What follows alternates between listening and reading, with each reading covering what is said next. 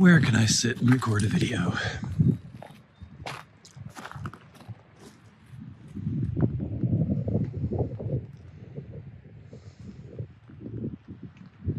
Pretty much have the place to myself.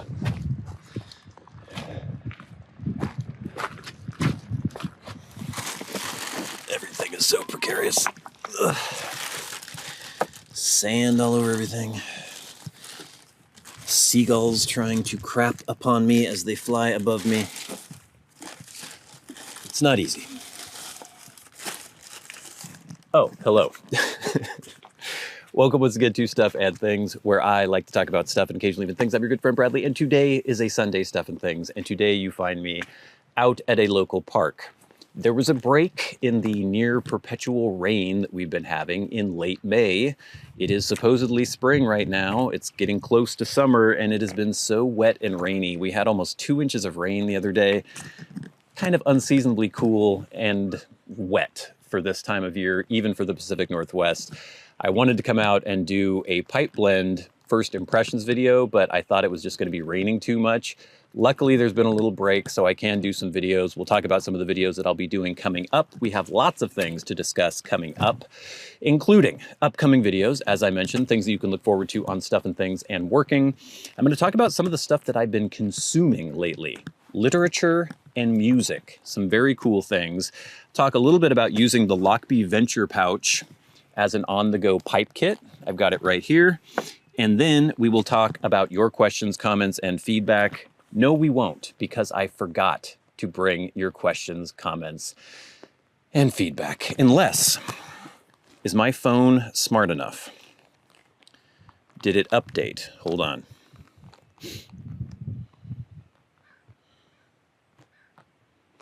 Damn, it didn't. My iCloud drive did not update with the latest Ask Stuff and Things. Okay, so we're gonna have to carry that over till next week. Sorry about that, but that's what happens when you go on the road. Anyway, let's get into it.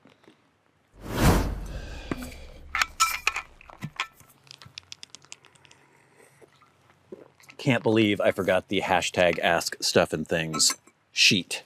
Anyway, what can you look forward to on Stuff and Things and Working? Well, first of all, this coming week, we will have the mini pseudo review of the Plum Pudding, Seattle Pipe Club Plum Pudding Cigar. I had that a couple weeks ago. Enjoyed it with some caveats. There were some interesting things going on with the flavor there. I'm not super well-versed in cigars. I don't know a ton about them. So it's not really a review because I can't come at it from a position of expertise, but an interesting video. And because it is supposed to be based on a pipe blend, I thought you guys would find that really interesting as well. And I know there's a lot of crossover. So that's coming up this coming week.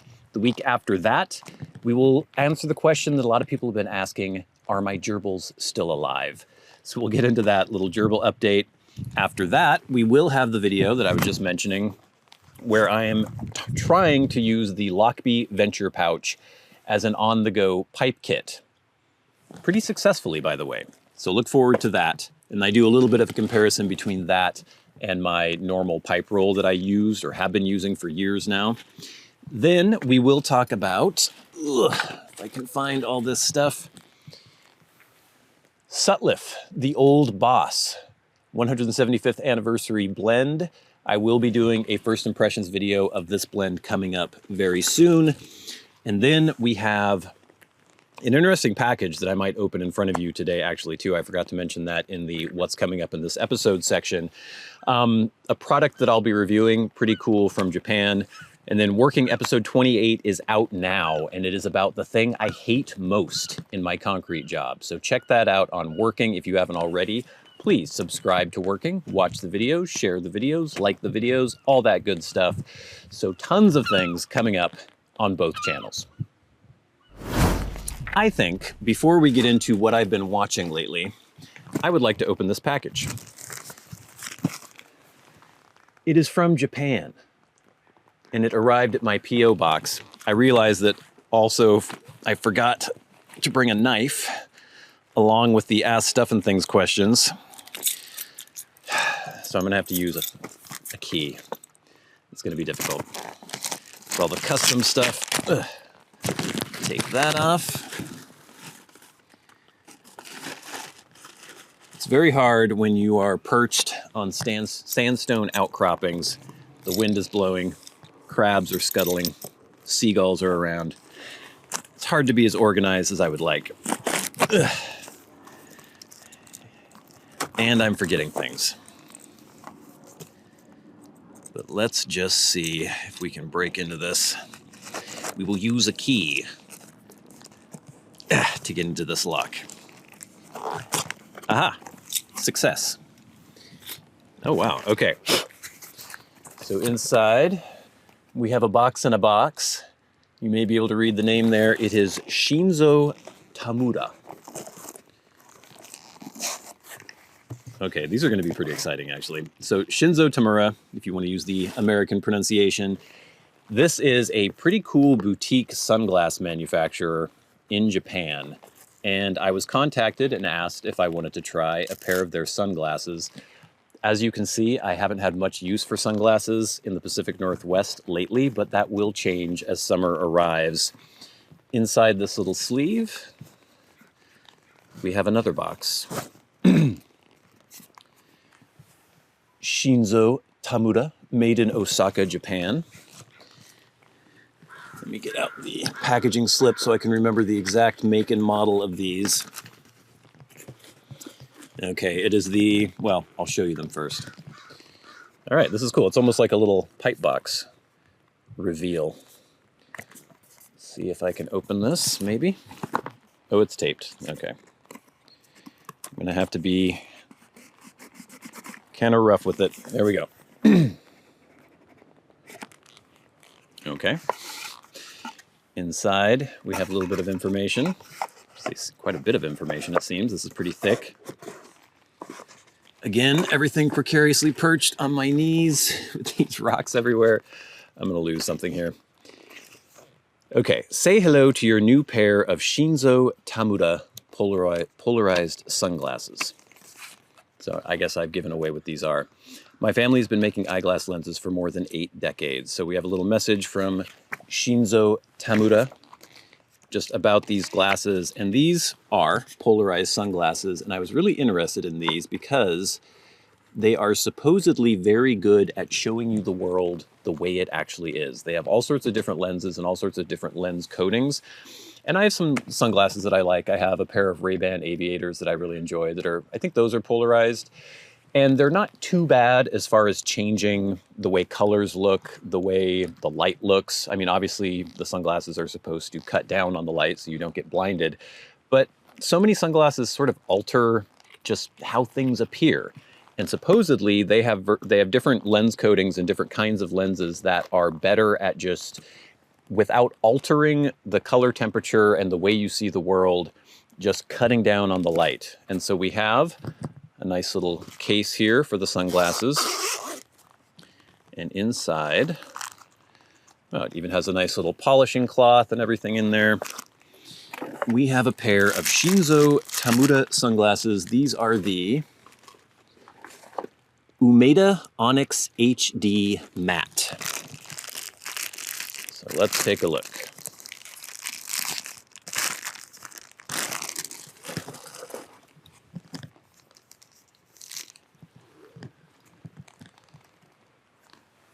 Here you go. Let me cover my eyes. Maybe the camera will focus in on these. I liked the style of these because they had kind of a classic, is that Persol? That sunglasses brand? Let's try them on. Wow, okay. Oh, wow. Yeah, they don't alter the color of anything at all. I'm looking at some trees over there. It's exactly like using a neutral density filter on a camera where you may see the highlights are sort of blown out, like the clouds are too bright, the sky is too bright, and you use that neutral density filter and it just darkens things a little bit, but it doesn't change the color. And that's exactly what I'm seeing here. Like I can see more detail in the clouds now. Oh, wow. I can see more detail in everything in a weird way. I'm looking at these sandstone rocks. How do these look? I think they look pretty cool. Huh.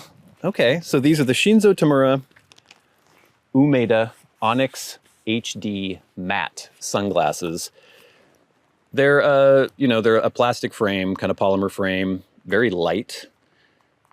They don't feel as substantial as maybe like a pair of Ray-Bans would that have the very old school style plastic. These are very light. It feels like I'm not really wearing anything at all when I have them on, but I am amazed. Wow. I wish I could show you what this is doing to my vision, but it's just completely it's just lowering the brightness a little bit. And obviously it's not a super bright day or anything, so I'll have to try these out when it is really bright. But yeah, these look amazing. So clear, and the color of everything is exactly what it should be. So pretty cool. I might keep these on for the rest of the episode. Shinzo Tamura Onyx HD Matte Umeda style frames. And I will be doing a review of these on the channel coming up.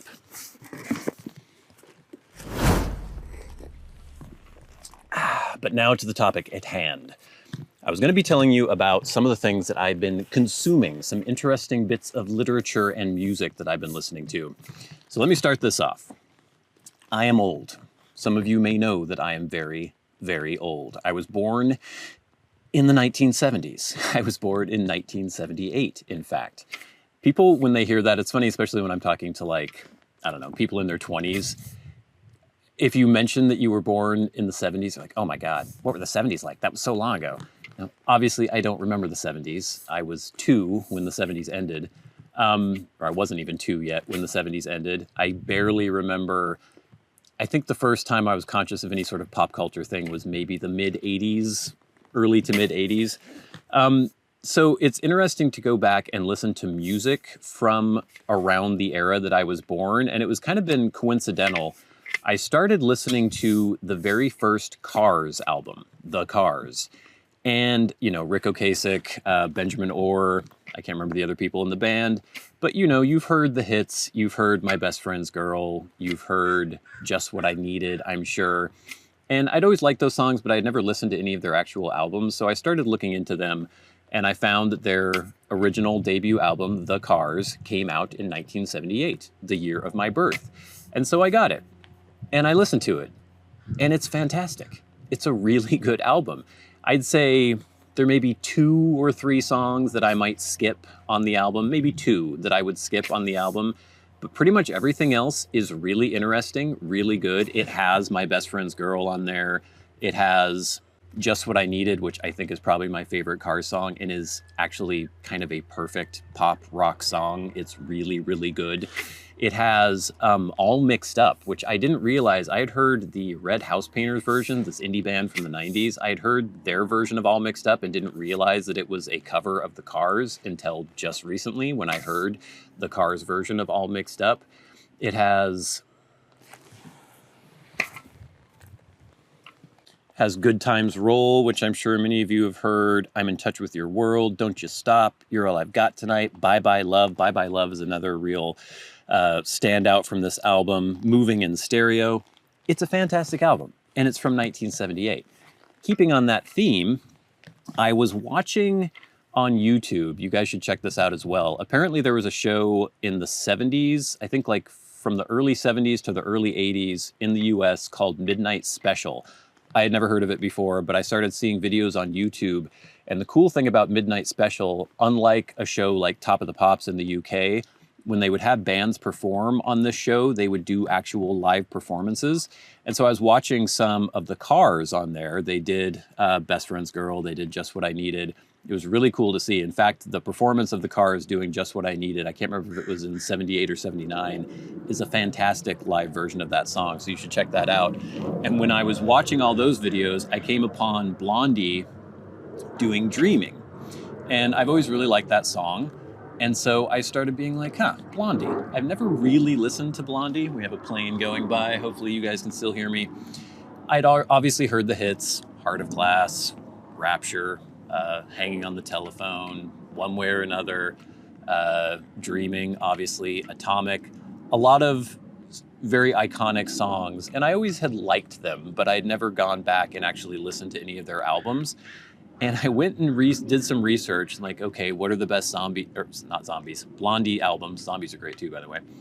And I found Parallel Lines from 1978, and then I found Eat to the Beat from 1979. So you can see a theme here, 1978 again. So Parallel Lines is fantastic. The whole album is really good. Again, there might be one or two songs that I would skip, but it starts with Hanging on the Telephone. Then it has One Way or Another. Picture This, an album track that I actually really like. I'd never heard before. Fade Away and Radiate, never heard before, but it's great. Pretty Baby, never heard, but it's great. I Know, But I Don't Know, never heard, but it's great. 11:59, the seventh song on the album, is so Strokes. I'm sure the Strokes have heard this album and were influenced by this album because it is just a Strokes song. Will Anything Happen is fantastic. Sunday Girl is fantastic. Heart of Glass, even with the disco beat and the controversy that it had at the time, is fantastic. I'm Gonna Love You Too. It's a cover of a Buddy Holly song. And then Just Go Away, which is probably my least favorite song on the album. But the whole thing is fantastic. And just doing some research on Debbie Harry, she was in her 30s when they got the first album out. She was like a Playboy bunny. She was all sorts of different things before she finally became this amazing, iconic rock singer. It's just fantastic. So check out Parallel Lines. And then I like almost as much, maybe not quite as much as Parallel Lines, is Eat to the Beat. That came out in '79. First track on that album, Dreaming, absolutely fantastic. A couple other standouts from here, Union City Blue, Eat to the Beat, Accidents Never Happen, Die Young, Stay Pretty, Atomic, I love Atomic. You may have heard that on the Trainspotting soundtrack. Slow Motion, just a lot of amazing tracks on here that you've probably never heard unless you've actually purchased this album and listened to the album. So 1978, 1979, just late 70s in general, great time for music. A lot of cool bands. A lot of things that you think of as being more early 80s, like a lot of the new wave stuff, actually started in the 70s, the late 70s. So highly recommend the Carre's first album, called simply The Carres, from 1978. Blondie's third album, Parallel Lines, from 1978, and then Blondie's fourth album, Eat to the Beat, from 1979. And then I have been reading some interesting things. I don't have the book here because I loaned it to somebody, but this is the book that I'm reading now. It is John le Carre, Tinker Tailor Soldier Spy, is what I'm reading now. So I love the 2011 Gary Oldman version of Tinker Tailor Soldier Spy. It's one of my favorite movies in the last 15 years. I don't know what it is exactly, but I just love the kind of grimy 70s Cold War aspect to it. I just love it. And it's not action-packed or anything. There isn't a whole lot that actually happens other than old British people speaking in rooms. But I love that film. So if you haven't seen that, that's a bonus for you. Definitely check out the 2011 version of Tinker Tailor Soldier Spy. But it's a spy novel written by John le Carre, or it was based on that novel. And so, I don't know, probably over a year ago, I started looking into John le Carre, and I was going to used bookstores and just picking up some of his books, but I hadn't gotten around to reading any of them yet. And I finally decided I was going to start reading them. And so I started with a novel called The Spy Who Came In From the Cold. It was written in 1963. And for those of you who don't know, John le Carre is a nom de plume. He was actually in MI5 and MI6 in the British Special Service or Secret Service or whatever they call it. He left briefly, I think, after he published The Spy Who Came In From the Cold. And so he has some experience in that world. Most of his novels have to do with MI6. He calls it the circus within the fiction of his world. But so he has some firsthand experience, and The Spy Who Came In From the Cold is excellent. I was not expecting it to be that good. It was his third novel, I believe. I think his very first novel, he introduced a lot of these characters, and they've sort of gone through, I think maybe there's 7, 8, 9 novels that deal with George Smiley, who's the main character in Tinker Tailor Soldier Spy. The Spy Who Came In From the Cold, to give you a brief kind of overview of what it's about. It's very much rooted in the Cold War. The main character, Alec Leamis, was running agents in East Berlin. He was staying in West Berlin, obviously. So this is, you know, the Iron Curtain is up. The Berlin Wall is up. He's in the very height of this Cold War era. He's running agents. A lot of his agents are getting blown and being killed. He doesn't know why. And the book starts with his very last, most important East German agent trying to make it over to the West, and he gets killed. And Alec Leamas leaves Berlin in shame and comes back to London, goes back to the circus, to headquarters, and basically he is given the opportunity to try to take revenge on the person he thinks is responsible for killing all of his agents. It sounds kind of exciting and cloak and dagger, and it is, but it's also very bleak. It's very much about the morality of just the entire intelligence gathering organization, that life, that world. It asks a lot of questions about the methods that various countries employ to gain intelligence, to run agents. It's just really, really good. And now I'm so excited to read his other books. Obviously, I love the film Tinker, Tailor, Soldier, Spy, but I'm reading that now. I think I may actually stop reading this and go back to the very first novel. I think it's called, It's Not a Murder of Quality. I can't remember what the very first one is called. It might even say this in the jacket here. I ordered it on Amazon. It was like $12. It's the very first Smiley novel. Apparently this, The Spy Who Came In From the Cold, was where he really hit big and was his first really popular novel. Yeah, I can't find it in here. But anyway, there's several novels before Tinker, Tailor, Soldier, Spy. So then I think after The Spy Who Came In From the Cold, there is The Looking Glass War, and then Tinker, Tailor, Soldier, Spy, then The Honorable Schoolboy, and then Smiley's People. So I want to read all of those novels, the kind of Smiley saga, and I'm just super excited. It's like when I discovered the Aubrey Maturin series by O'Brien, and I was like, okay, I have tons of books that I know I'm going to love, and it's just a super exciting feeling to be able to find this author that's been around for decades. I'm like, oh, I'd never really delved into this, and now I have so much good literature to look forward to. And I just love that, you know? I wasn't around in the 70s. Well, I was technically around in the 70s, barely. But I wasn't around when Blondie or the Cars were at their height. But I can go back, and I can discover them, and I can appreciate that there is like a huge catalog of cool music. Maybe not for the Cars and Blondie, maybe it's just the first few albums, I don't know. But it's like that with literature, it's like that with film. There is just so much. There's so much out there. And I'm constantly discovering new things, and I love it. I just absolutely love that. So I recommend John le Carre, his spy novels, especially The Spy. Well, I've only read one so far, so I can't recommend any of the others, but I really loved The Spy Who Came In From the Cold, and I'm really excited to read his other ones in that series. And then first Cars album, third and fourth Blondie album. Bzz. Fantastic.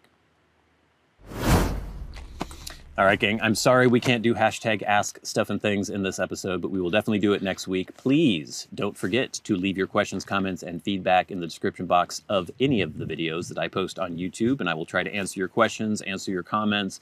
We'll do it next week on Sunday Stuff and Things. If you're a Patreon supporter, you can write to me on Patreon and go right to the front of the line. You can hit that super thanks button under this video, ask me a question, go right to the front of the line.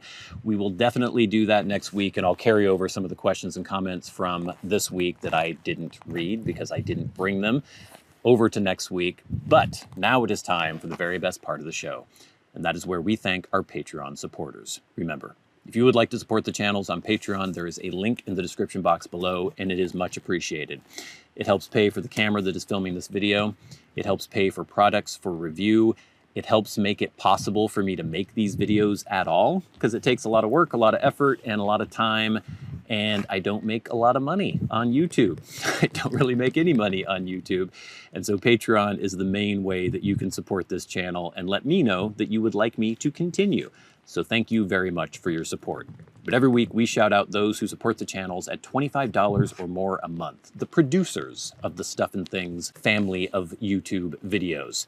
People like Glenn Dunnington, Jason Buckner, Ryan McFadin, Arcturus, Ashes of the Phoenix, Jonathon Proctor, Kyle Waitkunas, ConCoClem, Charles Mowers, and Friendly Piper.